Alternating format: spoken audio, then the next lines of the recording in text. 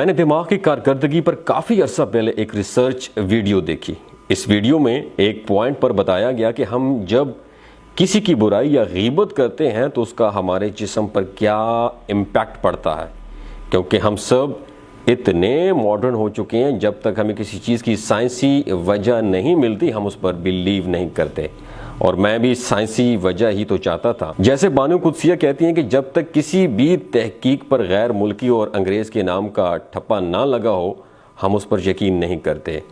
तो बताया गया कि जैसे हम किसी भी इंसान के बारे में मनफी बात सोचते हैं, ठीक उसी वक्त उसी लम्हे में हमारे दिमाग की बायोकेमिस्ट्री बदल जाती है और हमारा दिमाग एक कोलेस्ट्रॉल नामी हार्मोन रिलीज़ करता है और उसी लम्हे ये कोलेस्ट्रॉल इंसान के दिमागी सिस्टम पर हमला करता है और इंसान की जिस्म की वाइट सेल्स जो होते हैं वो ख़त्म होने लगते हैं। जो लोग कैंसर के बारे में थोड़ा बहुत जानते हैं वो वाइट सेल्स की अहमियत को समझते होंगे।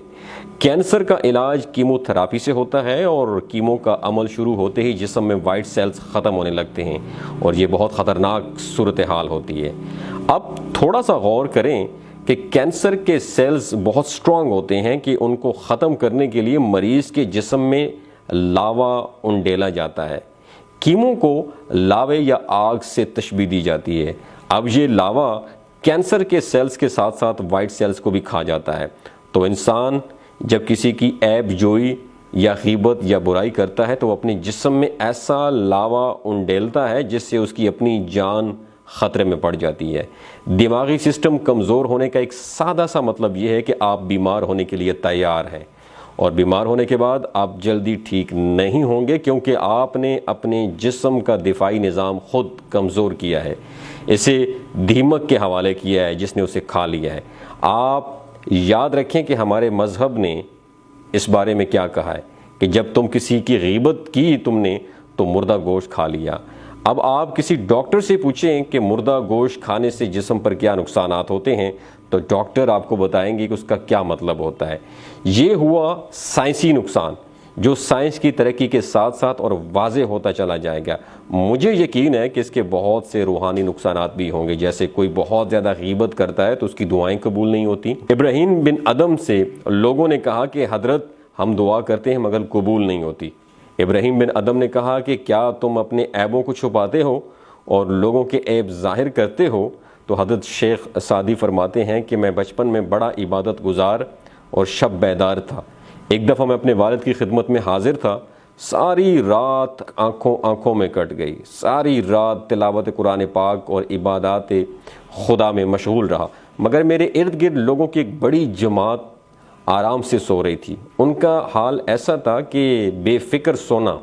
मुझे बुरा महसूस हुआ। मैं अपने वालिद मोहतरम से उनकी शिकायत की कि ये लोग ऐसे सो गए जैसे मर गए हों, कोई भी इबादत के लिए बेदार नहीं होता। तो मेरे वालिद ने कहा कि बेटा बेहतर होता कि तुम भी सो जाते ताकि दूसरों की गीबत ना करना पड़ती तुम्हें। दोस्तों याद रखिए, हम ऐसे माहौल में ज़िंदा रह रहे हैं कि हम गीबत को गॉसिप या डिस्कशन का नाम दे रहे हैं और कहते हैं कि मैं गीबत तो नहीं कर रहा, मैं तो सिर्फ तज़किरा कर रहा हूँ। लोगों की तस्वीरें और वीडियोस पोस्ट करके दावत देते हैं कि आएँ उनकी गीबत करें, उनकी सूरतों की ऐबजोई करें। यूट्यूब पर लोगों ने पूरे चैनल गॉसिप के नाम से खोले हुए हैं जिन्हें हम देख रहे हैं। स्याफाम लोगों की तस्वीरें पोस्ट करके उनकी सूरतों की ऐबजोई करना अब आम मकबूल सिलसिला बन चुका है। हम सब अपनी ज़िंदगियाँ, सेहत और दिमागी कारकर्दगी अपने हाथों से बड़े शौक़ से ख़राब कर रहे हैं।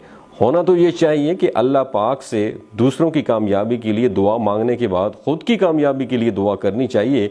दुनिया की सबसे गंदी और गलीज़ बीमारी अगर आपके अंदर होगी तो आप कभी कामयाब नहीं हो सकेंगे। तो कभी गीबत को अपने अंदर पनपने मत देना। अगर आपको मेरी आज की वीडियो अच्छी लगी हो तो इसे ज़रूर शेयर कीजिएगा। आपका बहुत शुक्रिया।